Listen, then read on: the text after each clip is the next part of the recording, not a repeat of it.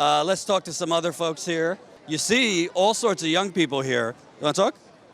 We have somebody from Sunrise Movement, which obviously has sparked a lot of this climate activism. I don't think the climate town hall on CNN, MSNBC would have happened without the Sunrise Movement. What's your name?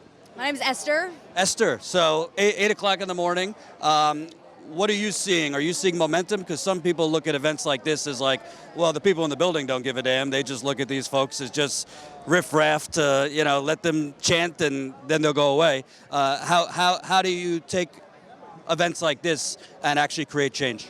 Well, everyone here could be at work, could be at school, but they know that this is much more important. Anything else that they could be doing, these people are making a sacrifice by being here. They could be at work, I could be at school. But we know that this is something that will help us for our future. We need to do this.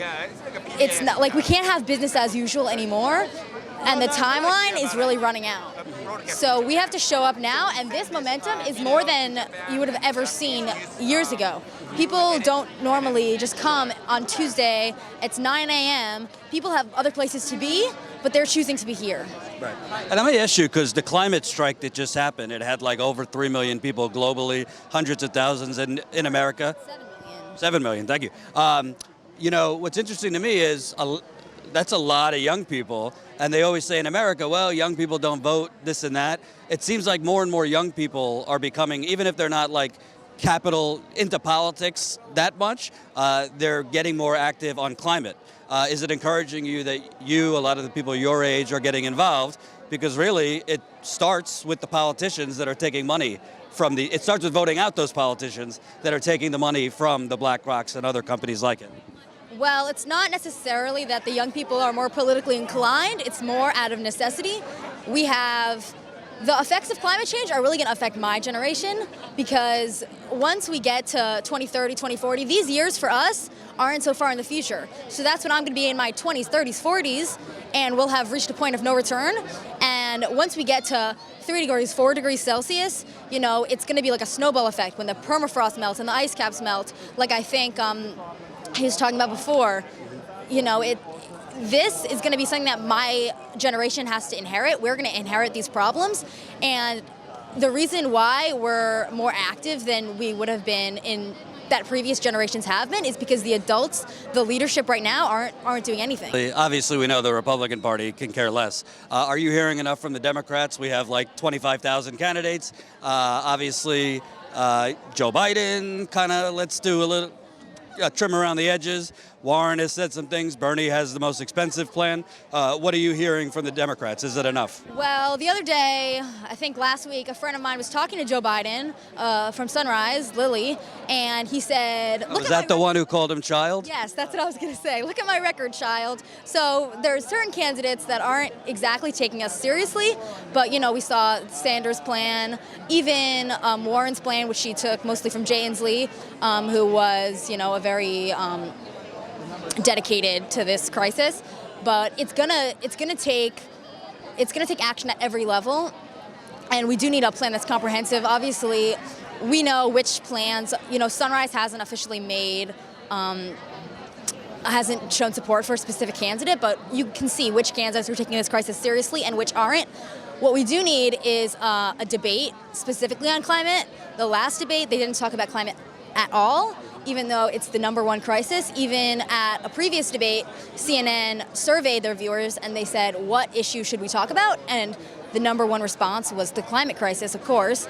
And they still only talked about it for like 10 minutes each night. Gee, the DNC, who had a 5-minute ban on fossil fuel donations before they got rid of that ban, yeah, they don't want to debate on climate change. Shocking. They had a town hall so that they can have like a free pass and say, well, we had a town hall, so we already asked all the questions, but of course, a town hall, not that many people watch them. It's got like 1/10 of the viewership because, they're 7 hours long, and they're not on the stage at the same time. So you can't see, of course, they're all going to say, yeah, climate change, I'm taking it super seriously, but you need to have them all on stage at once so you can say which plan is actually the most bold, and they can challenge one another.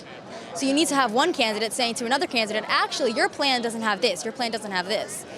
And lastly, Bernie, I'm not sure I've heard from anyone else, but Bernie has been talking about actually prosecuting these fossil fuel executives, which Let me tell you, Wall Street, these people, they don't like to hear that because they've gotten a free pass for many, many years. What do you think about, the Exxon Mobils of the world, the BlackRocks of the world, potentially facing criminal prosecution?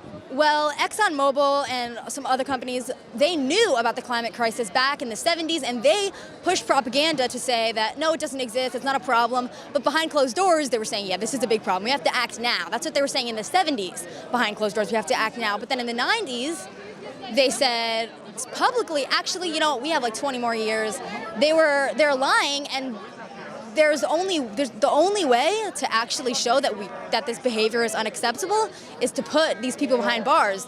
Fining them, that's not going to do anything. They've made billions off of this crisis, and then to say you have to give us a small fraction of that back, it's still worth it for them in their eyes. Profits, if you're letting them, they have plenty. So just to say, we need to get a sliver of what you took by, investing in this crisis and funding this crisis and creating this crisis, just to say, actually, you have to help a little bit to fix it, that's not going to do anything. The only way to actually show that we do not tolerate this behavior is by prosecuting those people that caused this. You mind if I ask how old are you? I'm 16. Why I wanted to ask how old she was? What's crazy to me, Esther at 16 has more intelligence in her brain than a combination of the idiots CNN puts on its network at a time.